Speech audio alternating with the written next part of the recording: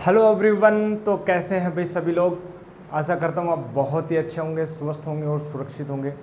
Again I welcome you Amity physics 2.0 YouTube channel. तो भाई शुरुआत करते हैं। मेरा नाम है अमित कुमार। आ जाएंगे सभी प्यारे स्टूडेंट्स, प्यारे दोस्तों। जल्दी से स्टार्ट करते हैं आज से इस लेक्चर में हम। ठीक है, फर्दर डिस्कशन हमारा होगा इलेक्ट्रोमैग्नेटिक वेव्स के ऊपर। जैसा कि आपको पता है हमारा जो चैप्टर चल रहा है that was the electromagnetic waves. और हमने उस इलेक्ट्रोमैग्नेटिक वेव्स में कहाँ तक बता दिया था आपको, हमने बहुत कुछ डिस्कशन कर लिया था इलेक्ट्रोमैग्नेटिक वेव्स की। हमने पहली बात तो हमने मैक्सवेल्स इक्वेशंस भी देख लिया, ठीक है ना, डिस्प्लेसमेंट करंट भी देख लिया, मैक्सवेल की 4 इक्वेशंस भी देख ली, उनकी प्रॉपर्टीज़ वो भी देख ली। फिर मैक्सवेल ने जो थ्योरेटिकली प्रेडिक्ट किया था कि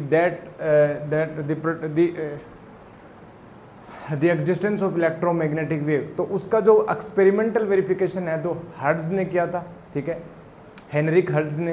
जो प्रीवियस लेक्चर में हमने देखा वो हमारा कंप्लीट हो चुका है। ओके, सो अब क्या करेंगे भाई, अब हमारा जो चैप्टर, हमारा जो टॉपिक है वो आज हम बताएंगे आपको एनर्जी डेंसिटी ऑफ इलेक्ट्रोमैग्नेटिक, ठीक है ना। ये इंपॉर्टेंट है, ये क्या है, इंपॉर्टेंट है, एनर्जी डेंसिटी। ओके, तो energy density of electromagnetic wave, यानी एनर्जी डेंसिटी की मैं बात करने जा रहा हूँ। एनर्जी डेंसिटी, ठीक है, energy density of electromagnetic waves. Obvious है तो कि हम इलेक्ट्रोमैग्नेटिक वेव चैप्टर पढ़ रहे हैं तो एनर्जी डेंसिटी उसी की बात करेंगे। देखो एनर्जी डेंसिटी का मतलब क्या होता है। एनर्जी डेंसिटी अगर मैं बात करूँ तो एनर्जी डेंसिटी होती है कि यूनिट वॉल्यूम में कितनी एनर्जी कंटेन है, that is called energy density, simple.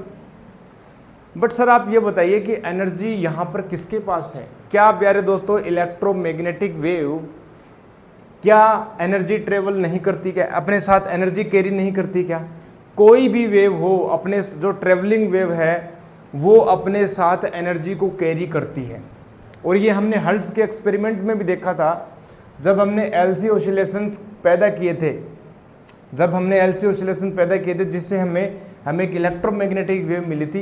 वो इलेक्ट्रोमैग्नेटिक वेव अपनी एनर्जी दूर किसी रिसीवर के पास भेजती है वो एनर्जी, और उस एनर्जी से होता क्या था, रिसीवर के अंदर जो है करंट फ्लो होने लग जाती थी।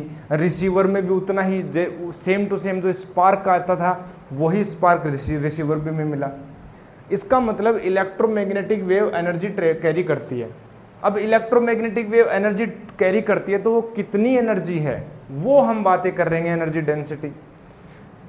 अब एक बात बताओ, इलेक्ट्रोमैग्नेटिक वेव के पास एनर्जी कहाँ से आई सर? एक बात बताओ, इलेक्ट्रोमैग्नेटिक वेव का मतलब क्या होता है? इलेक्ट्रोमैग्नेटिक वेव का मतलब simple vibrations of electric field and magnetic field. और जब भी कोई इलेक्ट्रिक फील्ड स्पेस में होता है उसके पास एक एनर्जी होती है।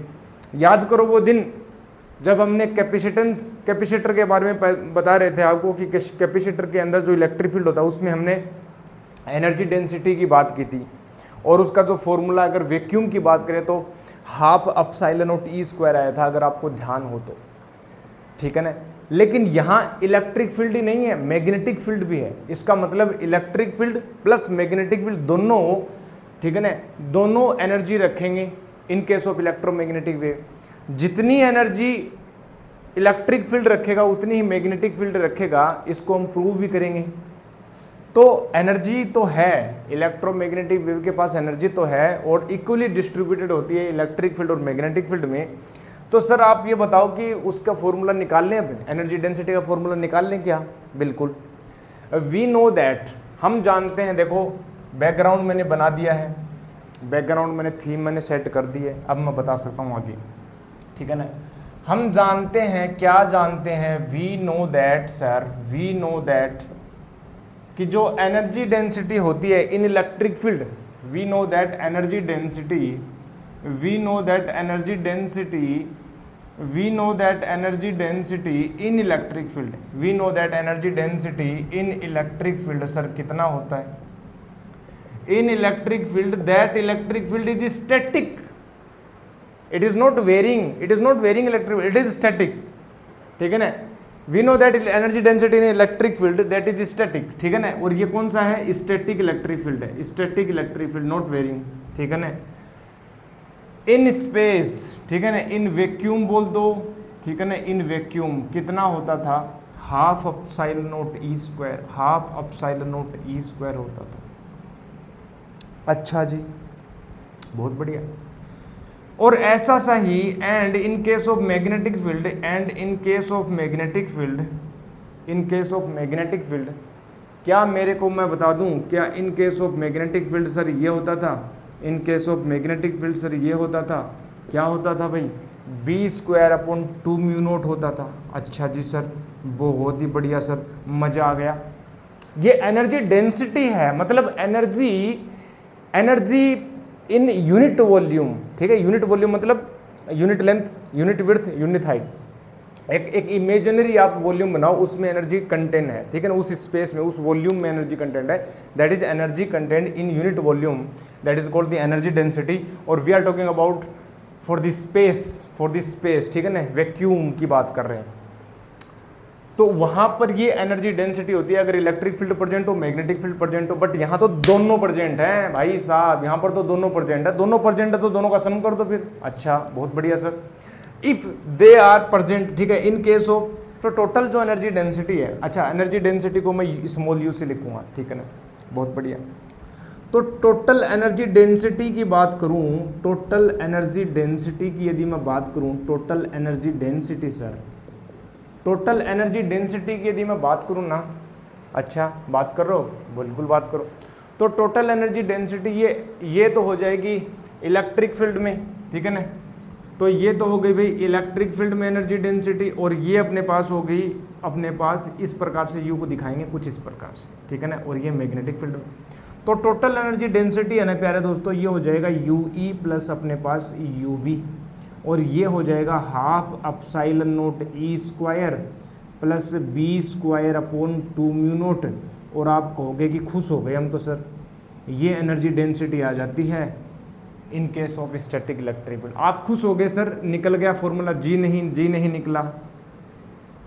हमारे जो हम इलेक्ट्रोमैग्नेटिक वेव की बातें कर रहे हैं, और इलेक्ट्रोमैग्नेटिक वेव में जो इलेक्ट्रिक फील्ड और मैग्नेटिक फील्ड होते हैं ना, वो स्टैटिक नहीं होते। वो क्या नहीं होते, स्टैटिक नहीं होते।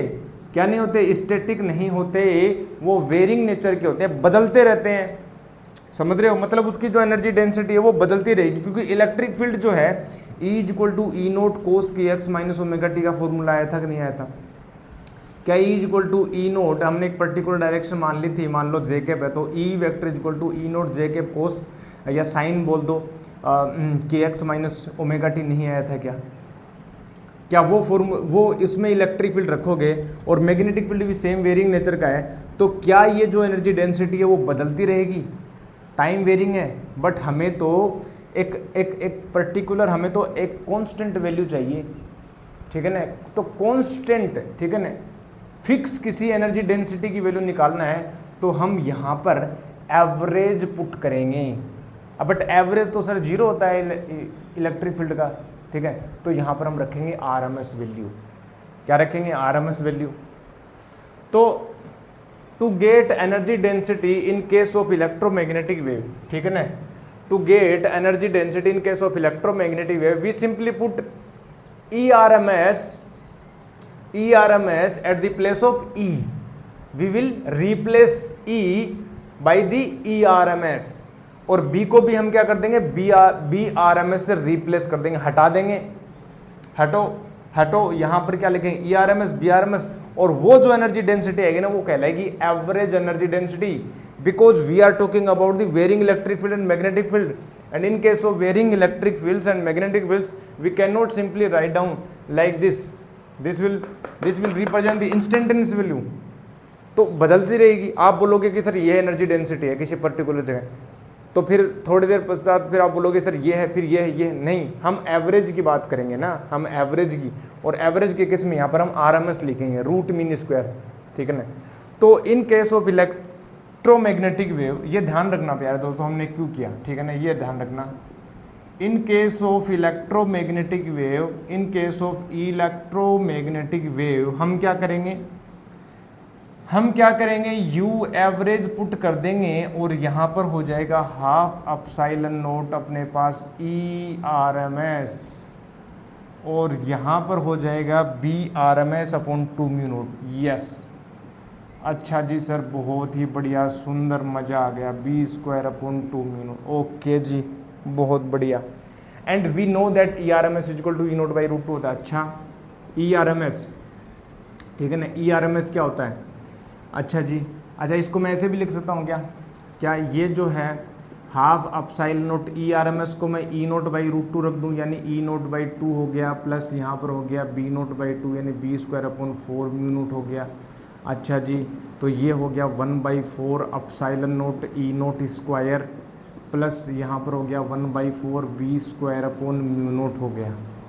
तो ये अपने पास आ गया एवरेज एनर्जी डेंसिटी। क्या आ गया? Average energy density, average energy density in case of electromagnetic wave. लेकिन यदि मैं इसकी बात करूं और इसकी बात करूं तो ये एवरेज एनर्जी डेंसिटी है, ये एवरेज एनर्जी डेंसिटी है in the electric field, in the electric field. तो एवरेज एनर्जी डेंसिटी है किस में? इलेक्ट्रिक फील्ड में। वो कितनी है? 1/4, चूंकि ठीक है ना, सिंस, तो epsilon naught E naught square. लेकिन एक बात बताऊं तुम्हें, एक फॉर्मूला हमने, ठीक है ना, जो जब हमने ड्राइव किया था, ठीक है ना, वो मैक्सवेल की 4 इक्वेशन, उसमें हमने देखा था वी नो दैट, ठीक है ना, चूंकि, ठीक है, ये तो लिख दिया, ठीक है। एंड हम जानते हैं क्या होता है, सी जो होता है वो 1/√μ नोट अपसाइल नोट होता है। म्यू नोट अपसाइल नोट होता है कि नहीं होता? बिल्कुल होता है। तो यहाँ से मैं क्या करूँ, क्या सी स्क्वायर इंटू अपसाइल नोट, ठीक है ना, या तो मैं ऐसे कर देता हूँ कि अपसाइल नोट की जगह कर दूँ, तो अपसाइलन नोट की जगह मैं कर सकता हूँ 1/, ठीक है ना, म्यू नोट इंटू सी स्क्वायर। अगर मैं अपसाइलन नोट की जगह ये पुट कर दूँ तो अपने पास यू एवरेज जो है वो इलेक्ट्रिक फील्ड में एनर्जी डेंसिटी जो है वो कितनी आ जाएगी? 1/4, ठीक है ना। और अपसाइलन नोट की जगह अपने पास कितना हो गया? अपसाइलन नोट की जगह अपने पास हो गया ये 1/म्यू नोट सी स्क्वायर, ठीक है ना, 1/ में म्यू नोट, ठीक है ना, ये अपने पास म्यू नोट सी स्क्वायर, ठीक है ना। फिर इसमें सही है, अपने पास कितना हो जाएगा? म्यू नोट सी स्क्वायर आ गया और ये हो गया, ठीक है। अच्छा, फिर ई नोट स्क्वायर ये है ही, ठीक है ना। और एक और पता है, C equal to E naught by B naught भी होता है। सी इक्वल टू क्या होता है? E naught by B naught भी होता है। C equal to E naught by B naught भी होता है, हमें ये पता है। And also we know that C equal to होता है E naught by B naught, E naught by B naught, ये भी पता है हमें। तो ई नोट बाई बी नोट होता है, तो ये भी पुट कर दो, दोनों को रख दो इनमें। C equal to E naught by B naught रखोगे तो ई नोट स्क्वायर से ई नोट स्क्वायर कैंसिल हो जाए, B naught square upon 4 mu naught बन गया। और ये किसके इक्वल है प्यारे दोस्तों? ये यू एवरेज है मैग्नेटिक फील्ड में। ओ माय गॉड, मतलब एवरेज, मतलब ये दोनों इक्वल हैं, क्योंकि 1/4 देखो B square, B naught square, ठीक है ना, ये बी नोट है यहाँ पर, B naught square upon 4 mu naught जो वो इक्वल है अपने पास किसके? इसके, एवरेज ऑफ इलेक्ट्रिक, ठीक है ना, you average energy density average of in electric field. ये दोनों इक्वल हैं, दोनों इक्वल हैं, तो दोनों इक्वल है तो जोड़ दूँ मैं इनको? कैसे भी जोड़ सकते हो, दोनों इक्वल हैं, ठीक है ना, दोनों इक्वल हैं, तो मैं क्या कर सकता हूँ? सो नाउ, ठीक है ना, तो मैं दोनों को जोड़ सकता हूँ, यानी यू एवरेज जो हो जाएगा ना, तो मैं ऐसे भी लिख सकता हूँ, अगर ये इसके इक्वल है तो या तो मैं ऐसे लिख सकता हूँ हाफ, ठीक है ना, हाफ अपसाइलन नोट अपने पास, और ये हो जाएगा ई नोट स्क्वायर, ऐसे लिख सकता हूँ। या मैं इसको ऐसे भी लिख सकता हूँ, ये दोनों इक्वल है तो यानी हाफ हो जाएगा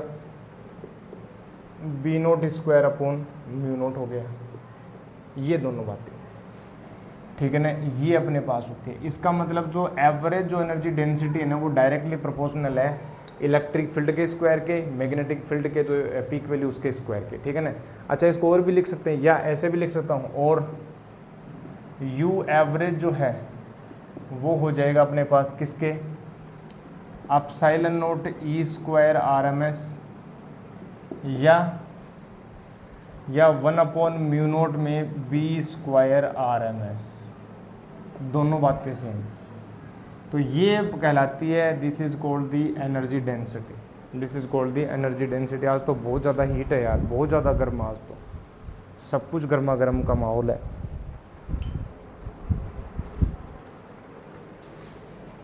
सब कुछ गर्मा गर्म का माहौल है। देखो ये अपने पास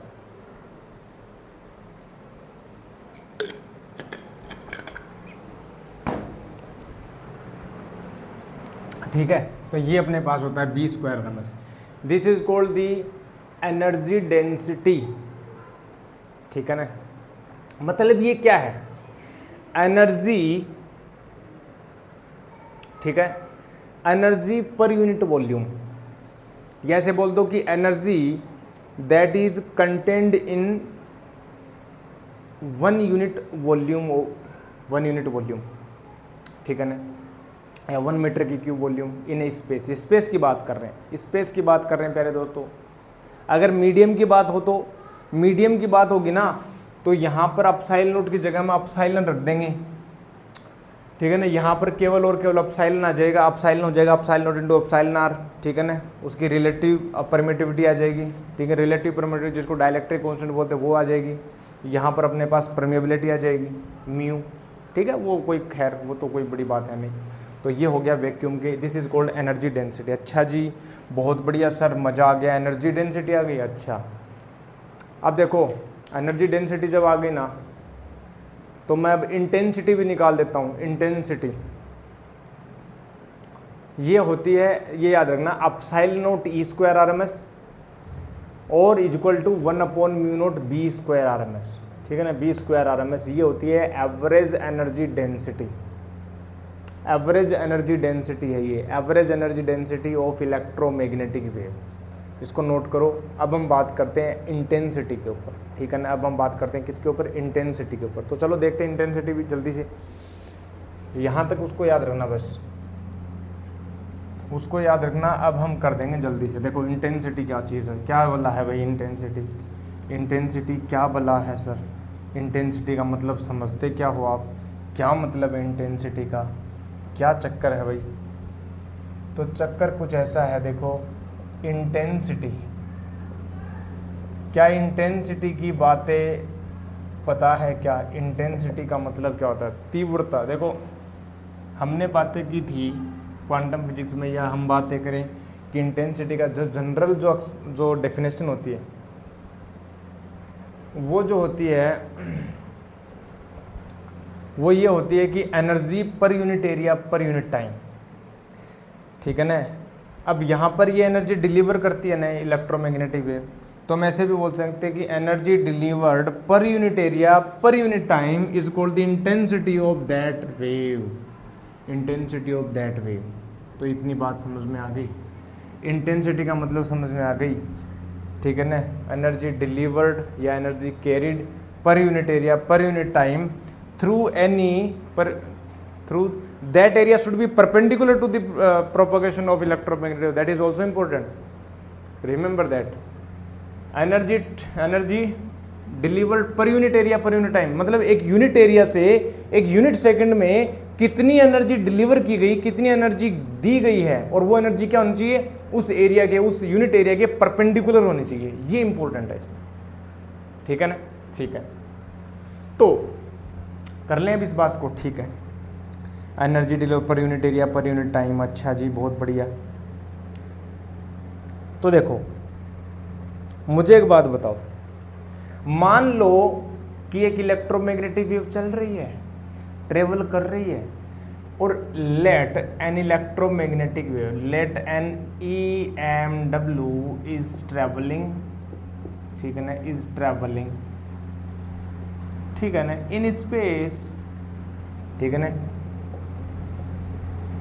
with the speed c metre per second. यही होता है, c से ही तो चलती है, 1/√μ0 यानी c = 3 × 10⁸ metre per second, simple. अच्छा, space with c metre per second से वो ट्रेवल कर रही है, तो वो लोग कर रही है, ठीक है।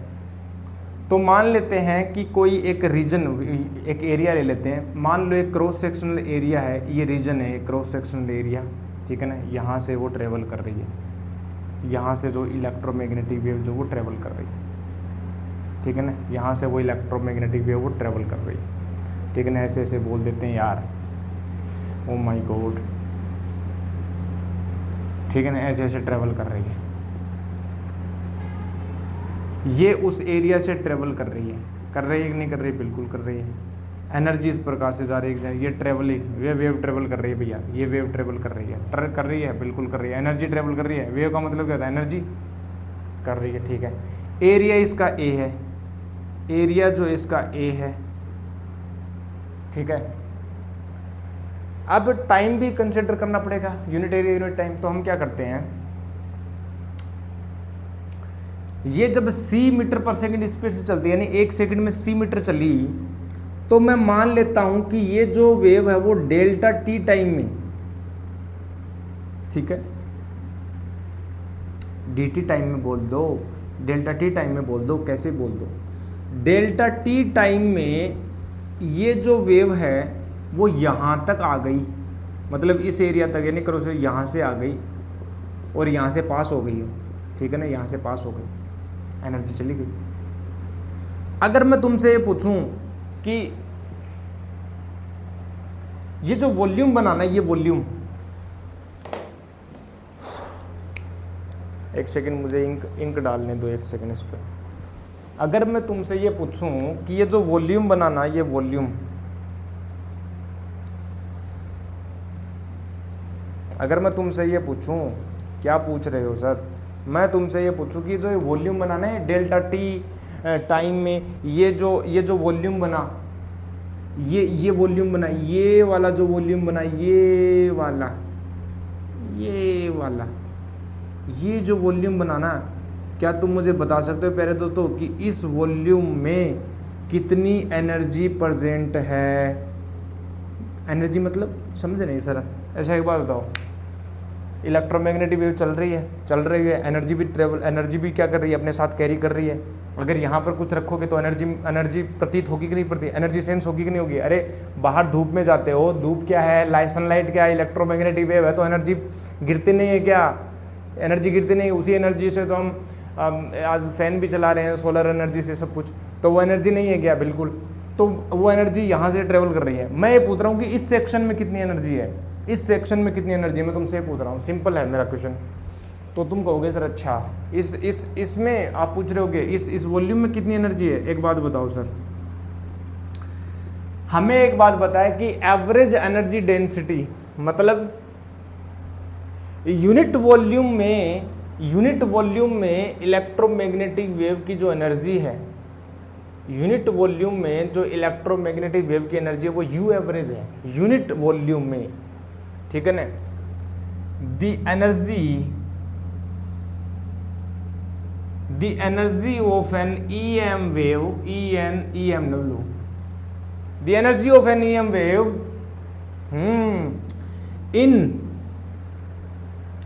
in unit volume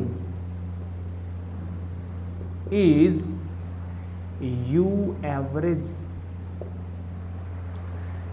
The energy of an EMW in unit volume is U average. हमें पता है एक यूनिट वॉल्यूम में जब उसमें इतनी एनर्जी होती है तो इस वॉल्यूम में एनर्जी नहीं निकाल सकते। बनिया मेथड, बनिया जो करते हैं ना कि 1 रुपये में इतनी पेंसिल आती है तो 10 रुपये में कितनी पेंसिल आएंगी, तो जब एक यूनिट वॉल्यूम में जब यू एवरेज एनर्जी है तो इस सिलेंडर में जो इस सिलेंडर का जो वॉल्यूम है उसमें एनर्जी नहीं निकाल सकते। इस सिलेंडर का वॉल्यूम कितना है? So the energy in the above cylindrical section, above the cylindrical volume कितना है, वो एनर्जी को मैं बोल देता हूँ, हाँ उस एनर्जी को मैं बोल देता हूँ कैपिटल यू से बोल दिया, ठीक है। एनर्जी है ये, एनर्जी डेंसिटी नहीं, एनर्जी है। यूनिट वॉल्यूम में कितनी एनर्जी है? यूनिट वॉल्यूम में सर यू एवरेज है। अच्छा जी, यूनिट वॉल्यूम में इतनी एवरेज एनर्जी है तो इसका वॉल्यूम कितना हो गया, इसकी लेंथ कितनी है? ये लेंथ कितनी है भैया? ये length sir C delta T है, length distance is equal to क्या होता है, स्पीड इनटू टाइम, तो स्पीड सी है, सी मीटर पर सेकंड चल रही है, सी मीटर पर सेकंड से चल रही है, तो डेल्टा टी टाइम में कितना पहुंची, सी डेल्टा टी, यानी ये डिस्टेंस होगी एरिया, और एरिया इनटू अपने पास जो विड्थ होती है वही क्या होता है उसका वॉल्यूम, यानी ये हो जाएगा ए सी डेल्टा टी। तो ये हो गया अपने पास, this is the energy in the volume. अच्छा, ये अपने पास एनर्जी इन दी वॉल्यूम आ गई। ओह हो मजा आ गया भाई। तो जब एनर्जी आ गई ना, ये एनर्जी आ गई, अच्छा यू एवरेज की वैल्यू रख दूं, यू एवरेज की वैल्यू रख दूं, यानी अच्छा चलो ठीक है, ये मैं एक बार रखता हूँ, नहीं हूँ मैं रखता नहीं हूँ, यू एवरेज मैं एक बार रख देता हूँ, और ये हो गया ए, और ये हो गया सी, और ये डेल्टा टी। ये टोटल एनर्जी है इस सिलेंड्रिकल सेक्शन में, लेकिन मेरे को क्या निकालनी है, energy per unit area per unit time, यानी energy per unit area per unit time interval is equal to कितना हो जाएगा, यू एवरेज इंटू सी, और इसी को बोलते हैं इंटेंसिटी। सिंपल, तो इंटेंसिटी जो हो जाए, यू एवरेज कितना है, epsilon naught E square R M S जो है वो कितना है, यू एवरेज है, इसको सी से मल्टीप्लाई कर दो, काम बन गया, इसको सी से मल्टीप्लाई कर दो, काम बन गया, या इसको ऐसे ही बोल सकते हो B square R M S, C से मल्टीप्लाई कर दो और काम बन गया। This is the intensity of an electromagnetic wave, this is the intensity of an electromagnetic wave. अच्छा, this is the intensity of an electromagnetic wave, intensity हो गई भैया। Intensity simple means what is the meaning of intensity, energy per unit area per unit time, energy per unit area per unit time is called the intensity. Intensity means the energy per unit area per unit time. Okay जी, okay. अब मुझे एक बात बताओ, इसको erase कर देता हूँ, energy per unit area per unit time हो गया। अच्छा जी, यू एवरेज हो गया, एनर्जी डेंसिटी, यू एवरेज हो गया। अब एक बात बताओ, एक इंटेंसिटी होगी ना, अब एक चर्चा और कर लेते हैं, किसकी बात, क्या बात, momentum, momentum of electromagnetic wave. अच्छा, मोमेंटम क्या है, मतलब मोमेंटम क्या होता है सर, मोमेंटम तो एक वो टर्म होती है जो एसोसिएटेड होती है with A particle, with A particle. आप यहाँ पर मोमेंटम की क्यों चर्चा कर रहे हो, अरे एक बात बताओ प्यारे दोस्तों, मोमेंटम पार्टिकल की बिहेवियर होता है, लेकिन एक इलेक्ट्रोमैग्नेटिक वेव जो है वो वेव जो पार्टिकल नेचर शो करती है कि नहीं करती, जिसको हम बोलते हैं quanta of that electromagnetic wave. और क्वांटा ऑफ लाइट को हमने बोला था फोटोन, अगर आपको ध्यान हो तो ये भी एक पार्टिकल की तरह बिहेव करते हैं। आपने देखा होगा, क्या देखा होगा, लाइट लो, एक एग्जांपल लाइट का ही ले लेते हैं। लाइट एक इलेक्ट्रोमैग्नेटिक वेव है, लाइट क्या है, एक इलेक्ट्रोमैग्नेटिक वेव है, और लाइट के लिए हमने एक रिलेशन पढ़ा है, E is equal to P C. E is equal to क्या होता है, P C, P is the momentum, और E तो है एनर्जी, और ये सी होता है स्पीड ऑफ लाइट। ये होता है नहीं होता, बिल्कुल होता है कि नहीं होता, बिल्कुल। मान लो एक इलेक्ट्रोमैग्नेटिक वेव आई और उसने एक सरफेस के ऊपर फॉल किया, उसने एक सरफेस के ऊपर क्या किया, फॉल किया, उसने एक सरफेस के ऊपर फॉल किया। जैसे ही वो सरफेस के ऊपर परपेंडिकुलर फॉल करेगी ना, हिट करेगी, ठीक है। मान लो इस इलेक्ट्रोमैग्नेटिक वेव की जो एनर्जी है, टोटल एनर्जी जो वो U है, एनर्जी बोल रहा हूँ प्यारे दोस्तों, एनर्जी डेंसिटी नहीं बोल रहा, ये U मान लो कि उस इलेक्ट्रोमैग्नेटिक वेव की एनर्जी है जो इस सरफेस के ऊपर वो डाल रही है, गिरा रही है, एनर्जी गिर रही है। U इसकी एनर्जी है, वो इस सरफेस के ऊपर गिर रही है, एनर्जी गिर रही है, ठीक है ना। तो यहां से उस रिलेशन से मैं लिख सकता हूं कि जो मोमेंटम होगा ना, मोमेंटम, और वो मैं ये मान रहा हूं कि जितनी भी वो एनर्जी है वो सारी की सारी इस पदार्थ में, इस मटेरियल में, उस सरफेस ने अब्जॉर्ब कर ली, सारी की सारी एनर्जी अब्जॉर्ब कर ली, मतलब जितनी एनर्जी से आई उतनी एनर्जी को अब्जॉर्ब कर लिया। तो मोमेंटम कितना होगा, मोमेंटम जो होगा वो होगा P इक्वल टू होगा U by C। P is equal to होगा U बाई सी, ये होगा मोमेंटम। मोमेंटम एक वेक्टर क्वांटिटी है प्यारे दोस्तों, मोमेंटम क्या एक वेक्टर क्वांटिटी है। अच्छा हाँ, लेकिन अगर रिफ्लेक्शन का केस हो तो बट फॉर 100% रिफ्लेक्शन रिफ्लेक्शन जब होगा ना, तो जितना इसने टक्कर, जितना इसने इस सरफेस के ऊपर हिट किया ना, उतना ही वो वापस से निकल जाएगी, उतनी एनर्जी वापस निकल जाएगी। तो चेंज इन मोमेंटम कितना है, इनिशियल जो मोमेंटम वो u बाई सी है, और वापस जो है वो माइनस u बाई सी होगा। तो चेंज इन मोमेंटम कितना होगा, माइनस का 2u बाई सी। यानी मोमेंटम जो होगा ना, अब जो मोमेंटम जो होगा, मोमेंटम ठीक है ना, डिलीवर्ड जो मोमेंटम होगा इस सरफेस को, वो तो पॉजिटिव होगा ना। मोमेंटम डिलीवर्ड होगा वो हो जाएगा 2 इंटू यू बाई सी, क्योंकि मोमेंटम में चेंज होगा ना, तो मोमेंटम डिलीवर्ड नेट मोमेंटम यानी होगा वो P फाइनल माइनस का P इनिशियल होगा। भैया वेक्टर क्वांटिटी है मोमेंटम, इसलिए हम इसको ऐड करेंगे वेक्टर एडिशन की तरह, वेक्टर एडिशन की तरह। तो P फाइनल तो होगा वो माइनस यू बाई सी, ठीक है ना। इस प्रकार से यदि मैं माइनस यू बाई सी ले लेता हूँ, इस वाली डायरेक्शन को माइनस ले लेता हूँ, इसको मैं पॉजिटिव ले लेता हूँ, minus U by C minus U by C minus 2u by C, ठीक है ना। अगर डिलीवर की बात करूँ, इस सरफेस के ऊपर कितना मोमेंटम आएगा, सरफेस के ऊपर अगर इसमें नेगेटिव आ रहा है तो इसमें कितना आएगा, पॉजिटिव आएगा ना, 2u बाई सी। तो डिलीवर्ड टू दी सरफेस, इसकी बात चल रही है, ठीक है ना, सरफेस की बात कर रहा हूँ, ये सरफेस पर है। और अगर इसमें कितना मोमेंटम में चेंज आएगी, इलेक्ट्रोमैग्नेटिक वेव, तो माइनस का 2u बाई सी आ जाएगा, ठीक है। This is the momentum.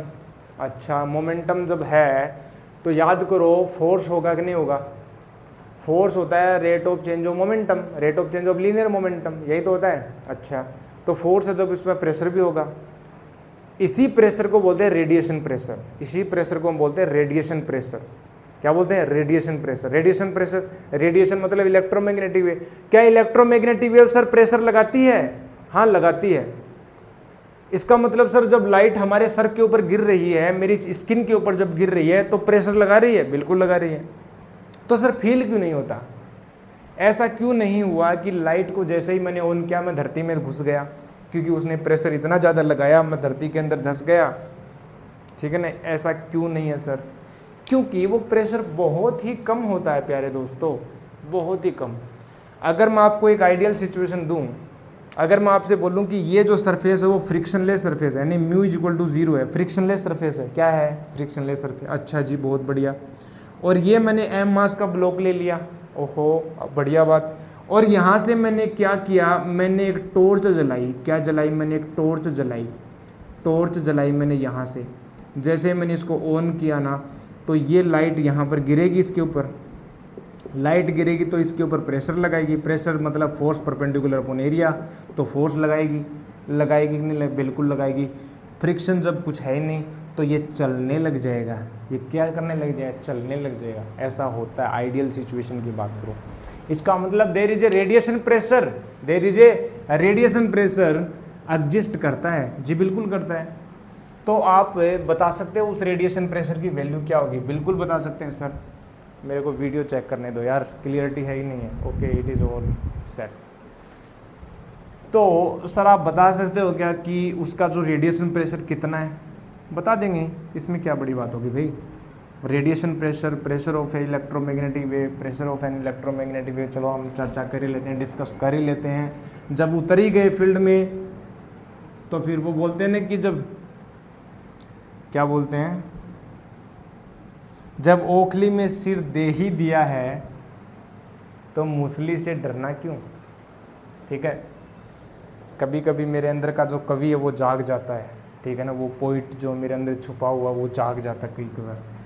तो थोड़ा सावधान रहना, क्योंकि मैं बीच बीच में ऐसी ऐसी कविता अगर मैं मेरे अंदर से निकल जाए तो बड़ा खतरनाक काम हो जाएगा भाई साहब, ठीक है ना। हम अंदर कवि लेकर रखते हैं, कवि अंदर है मेरा, जाग जाग कवि नहीं, अभी के लिए सुला दो उसको, अदरवाइज कवि जाग जाएगा तो यहाँ पर रेडिएशन प्रेशर का डिस्कस नहीं होगा, ठीक है ना। तो रेडिएशन प्रेशर डिस्कस करते हैं यार, छोड़ इन दुनियादारी की बातों को। सर बता दो ना आप रेडिएशन प्रेशर क्या होता है। चलो दोस्तों, रेडिएशन प्रेशर मैं बता देता हूँ आपको। रेडिएशन प्रेशर मतलब क्या, ये रेडिएशन का प्रेशर होता है। अच्छा सर प्रेशर मतलब क्या है?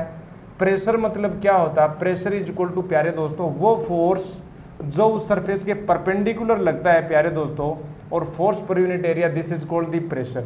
ओ माय गॉड सर। अच्छा तो एक बात बताओ सर, जब वो जो इलेक्ट्रोमैग्नेटिक वेव है जो उस सरफेस के ऊपर गिर रही है, क्या वो रेडिएशन प्रेशर लगाती है? हाँ बिल्कुल लगाती है। अच्छा तो एक बात बताओ उसकी वैल्यू क्या होगी सर? प्रेशर जो होगा ना, चलो उसकी वैल्यू भी बता देते हैं। फोर्स को मैं लिख सकता हूं क्या change in momentum dp by dt या del P by del T में लिख देता हूं फोर्स, और ये हो गया area.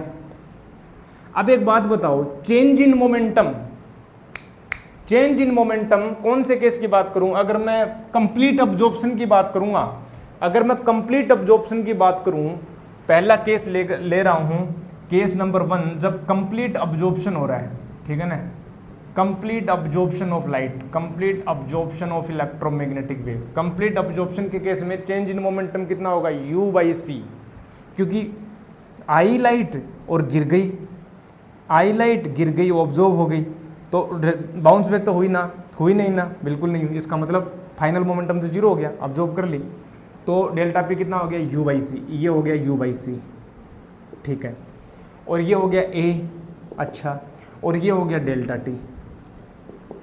Energy per unit area per unit time is called the intensity and this is called I by सी।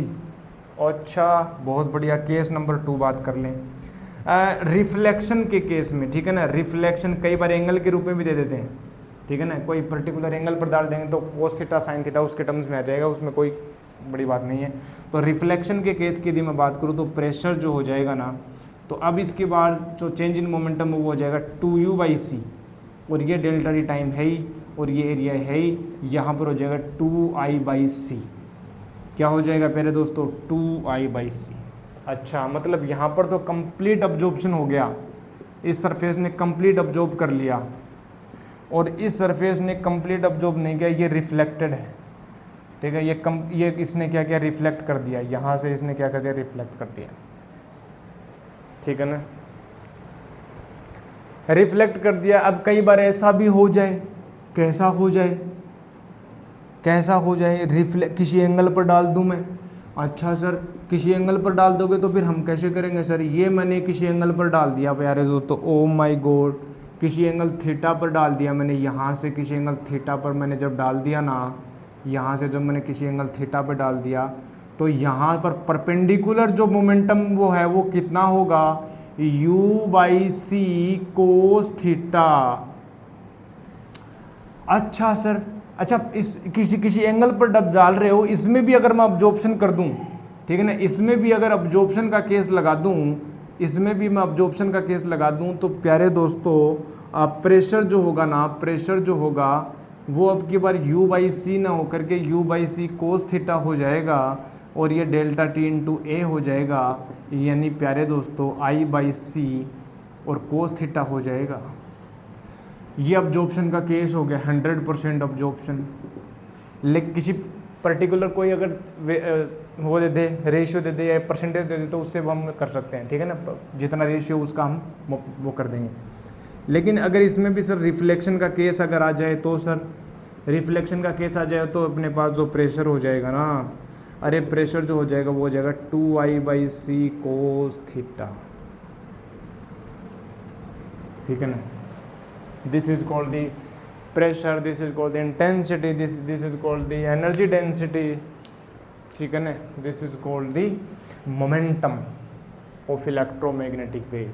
और ये मोटा मोटा हमारा इलेक्ट्रोमैग्नेटिक वेव का चैप्टर होता है कंप्लीट, फिनिश, खत्म हो गया, खत्म हो गया, खत्म कर दिया जल्दी। अब आगे ये अर्थ का जो है स्ट्रेटोस्फीयर है, आयनोस्फीयर है, जो अर्थ की जो एटमॉस्फेयर में कौन कौन सी जो उसमें होती हैं, ठीक है ना, हमारा जो एटमॉस्फेयर है कितनी लेयर से मिलकर बना होता है, उनकी दे रखी है तुम्हारे, लेकिन एग्ज़ाम में ज़्यादा पूछा नहीं जाता। देखते हैं अगर वो होगा तो ठीक है, करवाएंगे तो, अदरवाइज़ हम क्वेश्चंस पर लेके चलेंगे, क्वेश्चंस पर लेके चलेंगे, यस क्वेश्चंस पर लेके चलेंगे। आपको इलेक्ट्रोमैग्नेटिक वेव से रिलेटेड जो भी क्वेश्चंस आए हुए हैं वो लेके चलेंगे, ठीक है। यहाँ तक हो गया? ओके ओके, ठीक है, तो मिलते हैं फिर नेक्स्ट लेक्चर में। आज के लिए बस इतना ही रखते हैं, और ठीक है, तो मैं मिलूंगा आपको नेक्स्ट लेक्चर में। तब तक के लिए क्या करना है, stay healthy, stay happy and keep taking as usual healthy diet. I will meet you next lecture. तब तक के लिए थैंक यू वेरी मच प्यारे दोस्तों।